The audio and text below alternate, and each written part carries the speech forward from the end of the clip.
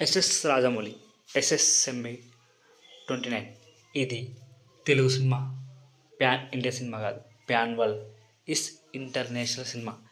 ఈ సినిమా కోసం పనిచేసే కాస్టింగ్ వేరే లెవెల్లో ఉంటుంది. హాలీవుడ్ ధీటుగా ఉంటుంది సినిమా.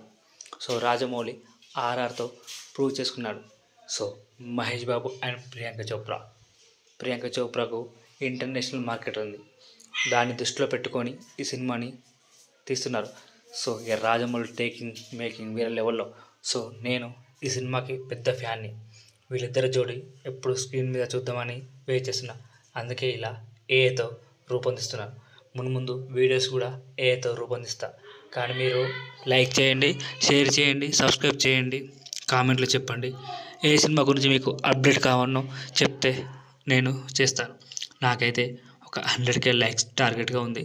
కామెంట్లో చెప్పండి. జై మహేష్ బాబు అండ్ ప్రియాంక చోప్రా.